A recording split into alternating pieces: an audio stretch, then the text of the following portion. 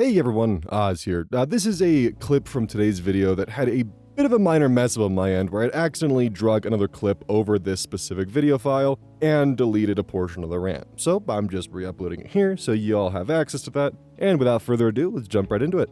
Bryson64. Am I the asshole? My ex-wife called the cops on me after I saved our son from her mistake. I'm divorced and I want to make sure that I'm not being unreasonable against my ex-wife, but I'm feeling pretty worried about my kid's health. We have a 5-year-old type 1 diabetic who was diagnosed on his first birthday, so we've been at this for 4 years. He got the Omnipod system this year, and we all went through the training, insulin pump. I woke up on Monday morning to text from his mom saying his blood was around 225 to 525, 85 is normal, from 11 p.m. through the night. It was currently 6 a.m. and his blood sugar was still too high. She was saying he may need to go to the hospital. She says, maybe change his pump, maybe he needs a new one. This means change it in an hour and a half when he gets to my home. My first thought is pump issues as well. I told her the doctors say to take his pump off, give him insulin from the pen, then put a new pod on when he comes down. This is mandatory basic understanding to use this system for our son. Her reply, the doctor said to do that if the pump doesn't work. What doctor told you that? I explained it to her that the doctor recommended this at the last endocrinologist appointment I had with him. Her reply, you can try what you want at your house. If he's not down by noon, you'll need to take him in or I will. I'm frustrated by this response. His blood sugar has been high for 7 hours at this point. By the time she drops him off with me at 7:30 a.m., it would have been 8.5 hours with blood sugar over 400. She has clearly communicated she is at a loss and is questioning hospitalization. Why would she be okay with waiting until noon? That will be 13 hours with blood sugar over 400 and serious risk and certainty of DKA. His blood turns to acid. I reply, if you bring him to me ASAP, I will get his blood down quick. If you think he needs a new pump, you should not wait on that, especially if you think he's close to hospital level. You need to provide me with all the troubleshooting steps you've already attempted. Her reply, I don't think there's anything wrong with the pump. I don't think you realize how high his blood sugar is. This is much worse than normal. If this happens at your house a lot, then there is a serious problem. Troubleshooting steps? This is our son, not a robot. Try to care for him, just like I've done all night. If he's not better by noon, we will take him in. Hospitals help, not harm. Then take him in. It's been 8 hours. To her, I do not think there is anything wrong with the pump. I remind her of the text she sent where she says maybe change his pump. Maybe he needs a new one. I ignore the rest of her jabs as I'm worried about my son and feel helpless to help him when I know what to do and she isn't following the training. I simply reply, tell me what steps you've taken throughout the night. Did you bolus for phantom carbs? If so, to what degree? Did you test for ketones? She replies that she did not test for ketones and asks me to do that on my time with him. She explains that she was tricking the pod to give double doses all night, and she tells me that she just removed the pod and immediately gave long-acting insulin. That is not the insulin he needs. He needs short-acting insulin. I ask, what time did you give long-acting insulin? I'll need to know for putting the pod on the next day. What was the dose of insulin from the pen you gave at the time? What was his blood sugar at the time? When did you notice he was first high? The Dexcom Follow app doesn't show me the exact time. What was his diet yesterday? What did he specifically eat before bed? She responds, calm down. If this is too much for you, I'll take the whole day off and take care of him myself if you prefer. I reply, I am the definition of calm. You are not providing the right details.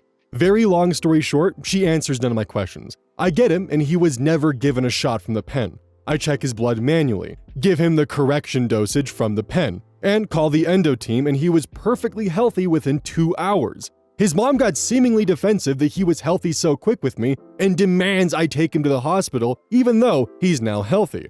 His endo says not to, that he's fine and only has trace ketones, so no risk of DKA, but to monitor him. His mom calls the cops on me. The cops say he's fine. She calls the fire department. They show up and say he's fine.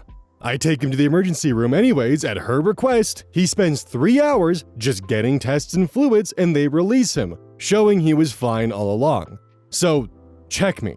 I provided the exact quotes from my phone. Am I being a jerk? Does it seem like I was freaking out? I'm very worried about my son for future situations with this woman who seems to exude pride and ignorance at the expense of my son. The hospital sent us a behavior contract saying that if these outbursts continue, they can dismiss my son as a patient.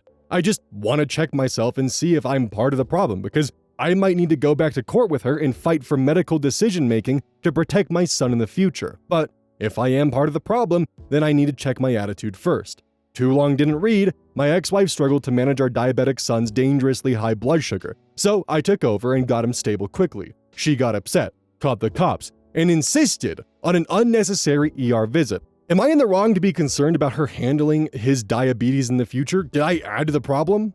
The fact that she just sat on this for 8 hours, then tried to make it your problem when she had the full responsibility of your son. Like, she was like, oh, you can take him to the hospital, or if you don't want to, then I'll take him to the hospital. Yeah, do it.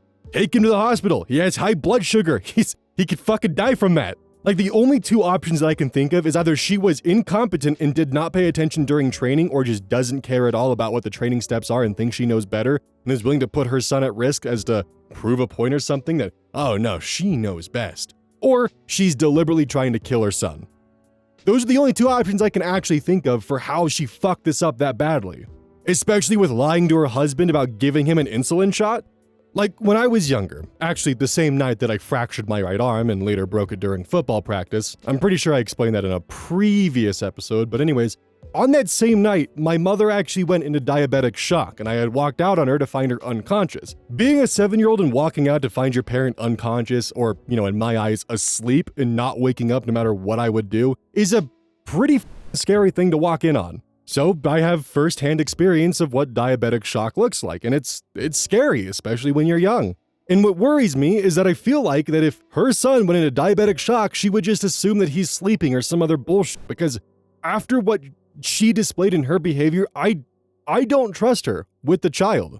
The father needs to get in contact with his lawyer, share the text message history with both his lawyer and a medical professional to get their opinions on it, and honestly, probably get CPS involved, because the thing is she was somehow blaming you for not taking the son into the hospital when it was her visitation hours with him. And then when you got him, fixed the problem, she called the cops on you for fixing the issue that she refused to with your son? That's gross, dude. You need to get your son away from her. And it's really unfortunate that she was able to gaslight you to the point where you believe that you were the problem. You need to make some very quick and decisive decisions when it comes to your son's future health.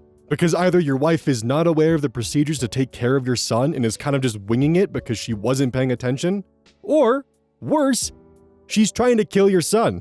Or she just does not give a shit to the point where she's okay with your son dying and doesn't care. Either way, I failed to see any of the two options due to the circumstances that were at hand. Hey everyone, quick housekeeping outro here. So basically, one of the reasons why occasionally we'll have days with no uploads is because YouTube takes forever to monetize a video. It'll be sitting in limbo for almost 2 to 3 days, and I won't be able to get it uploaded because it's yellow. So that means that if I uploaded it, I would lose money for that day. And it would also affect the video's performance. So it's wiser for me in the long run to just not upload it when it's yellow. And what sucks is if I did upload it when it's yellow, it would hurt the analytics. And if I don't upload it while I'm waiting for it to become green, it hurts the analytics. So I'm put in kind of a situation here. And there's not really anything I can do about it. It's one of the reasons why I push gamer subs so much, is because it helps kind of alleviate the days like this where I can't upload and I lose profit, and it causes long-term damage that I have to slowly recover from. Which again, if you want to support the channel, use code OZ at checkout. You guys have heard this spiel multiple times, but I just wanted to give a quick little housekeeping outro.